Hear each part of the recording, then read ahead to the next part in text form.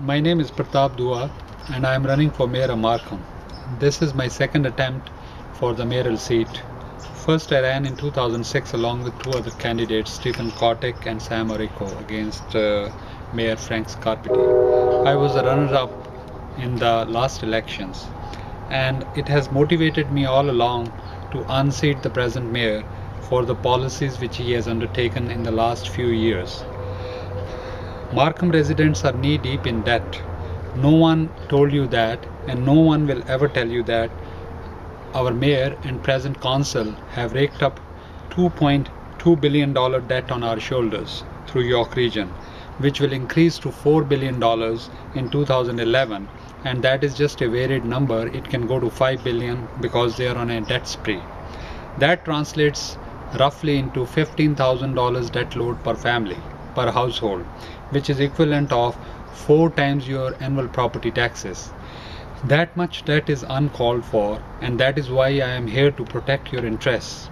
The anticipated debt of York Region was my biggest platform, biggest slogan. At that time there was no debt, and they were on a massive planning to incur debt, to provide services, to cater to the follies, to address their past mistakes of 20-30 years for not taking care of underground water pipes and wastewater pipes.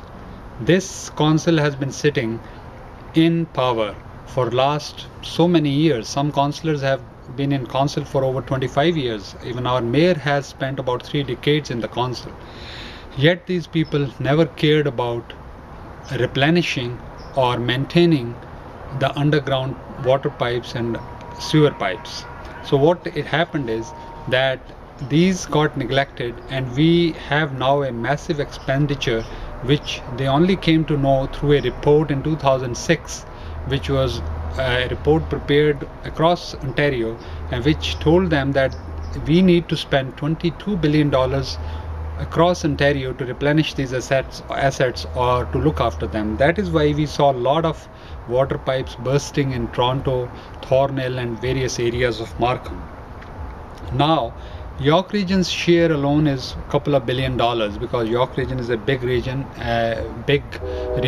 as a part of Greater Toronto area. Now these people are incurring debt just to service those underground assets and to create infrastructure which they should have planned over 30, 40, 50 years.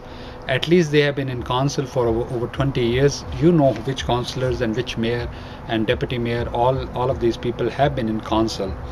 And I am surprised that none of them knew the financial planning, how to plan for a municipality. This is the basic principle of finance, that you create assets, then you also provision to maintain those assets, and you start putting aside at least 0.5% to 1% per year, so that when the time comes to replace those assets or to repair them or to maintain them, then there is not all of a sudden big shortfall.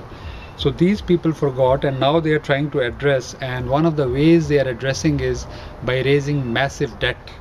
And our $1.5 billion assets, water assets and wastewater assets, are pledged to raise these debentures, and the debentures are to the tune of $2.2 billion. There is a service charge, annual service charge of about $190 million as of today, and they are planning to add $1.4 billion debt by next year. We have to stop them, otherwise we would be heading towards bankruptcy. They are banking on massive development in York Region and Markham that will pay for their future debt and the servicing of the debt. That development can stop any time. So one thing is certain, that you people are in for massive development in York Region just because these people have incurred debt. Now what happens if the development stops? We will have no money to service the debt. What happens if we don't get grants from the provincial government or the federal government, which they are hoping to get a couple of $1 billion from them in the future years? If there is a power change at the federal level or at the provincial level, and the governments might back out and they may not give them anything. What happens that if They keep raising our taxes to service the debt, which is one of the plans, and they are trying to raise a couple of $100 million to service that debt by increased tax levies in the future years. Now, all these things can fail, and if they do fail, what happens? We will be heading for bankruptcy.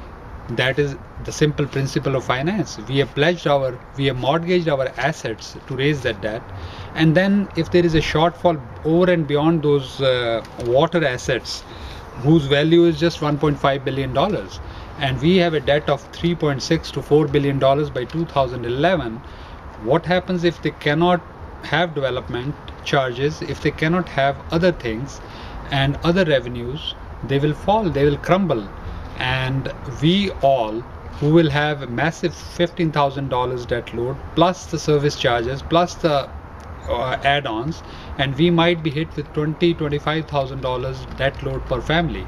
And certainly it will happen just like Southern California, that our municipality will be bankrupt. That is one of the biggest worries I have got. We have to halt this council and the mayor right now. Even if you do not like me, I would still ask you to support my colleague Stephen Kotick if you do not want to vote for me.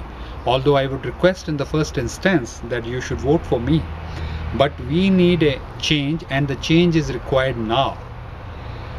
I also am worried about the increasing water rate hikes. Every month they are increasing our water bills. Not many of us have noticed that. If you take out your water bill, you will see that there have been massive hikes. The water cost used to be 50 cents per cubic meter, and they were charging us $1.50 in 2006 because they had jacked up to cover their follies of not maintaining the underground assets. We never knew. I knew then, but most of the taxpayers didn't know that these water rates will go from $1.50 to at least $3 or $4 a cubic meter, and that is a jump of about at least $50 per month in your water bill. Are we ready to pay that? That is a form of tax grab. Why should we be responsible to cover their follies? Today, the water rate, monthly water rate they charge us is $2.21 per cubic meter. So it has already increased from $1.50. So now they are also planning yearly hikes, and which will go at least to $4. And by then we would have a monthly water bill of $100 or so. Is it required? Isn't water a basic necessity in developing countries? Even in the poorest countries, it is given free almost to the people. And here, just for water, we have to pay $100, and we don't know when they are unable to service the debt. Maybe this is the only cash cow they have got, that they may increase our water user fees to maybe $6 a cubic meter, and we will all be trapped. Now, the third thing I want to tell all Markham residents, that the present mayor and his budget chief Dan Horchick have been telling lies to Markham residents. They always claim, they have been claiming, and they never told you the details of the facts. They have been telling people that Markham had a zero budget increase, zero tax increase in the last 2 years. That is totally false. In fact, we were taxed much more than it would have been possible to charge us through property tax hikes. I'll give you a synopsis of that.